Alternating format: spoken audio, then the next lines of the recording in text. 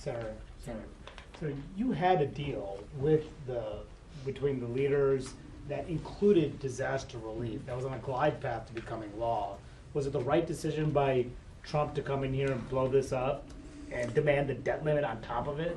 Well, you know, I wonder whether or not we really even had a deal, because having been Speaker of the House before, the minute you got the votes, you take the vote. And so I believe that Speaker Johnson was doing the best he could to get support for it. But I'm not really sure that this is people reversing their decision. I think they made certain assumptions, and when they got further into the details of the bill, they just pulled back. And President Trump's right. If you look at a lot of the things that are in this bill, President Trump and others are right to criticize it. I'm happy with the clean CR and the disaster supplemental. Some of the provisions in the bill would have been fine by me, but we're not there anymore. Now where we are is the need to stay here until we deliver on desperately needed support in North Carolina and parts south. What about raising the debt limit on top of that? Was that a good idea for him to demand that? Well, I think President Trump and I are in agreement that I don't even know why we continue to have the debt limit drama. The debt limit was implemented, as I recall, in 1917.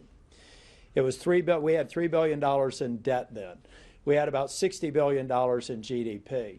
In 2024, the debt limit, our debt right now is $36 trillion. So in its 107-year history, it hasn't really done a very good job of bending the curve, and I think that that's what President Trump is saying. Whether or not the Democrats would accept it in this package, I doubt.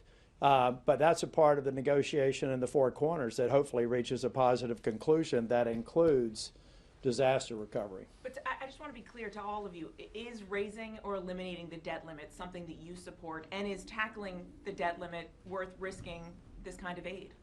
I won't speak for either of my colleagues here, but I'm less interested in that discussion and more interested in how we get disaster recovery done. I've made my point. I'm with President Trump. I do think that the debt limit is this fake sort of a deadline that we've never allowed to lapse. 107 years, we've never defaulted on the debt. The only thing we have done is continue to increase the debt. So I agree with President Trump. At some point, we should probably not make it the fake crisis that it is, which results in increased mandatory spending. But that's separate from the matter at hand. What I'm here to talk about is the need to fund the government, the need to fund disaster recovery, and the need to stay here until we do. But he's saying it's not separate. He's saying for him that's a must-do. President Trump. Yes. Well, yeah, the bottom line is that's a negotiating posture that you go into a room and you have to convince 2 out of 4 people in that room who are Democrats who may have a different view. Well, you got to get 60 votes in the Senate, right? I voted to raise the debt limit. I voted against raising the debt limit. I don't want to default. There are some Republicans who've never voted to raise the debt limit and never will.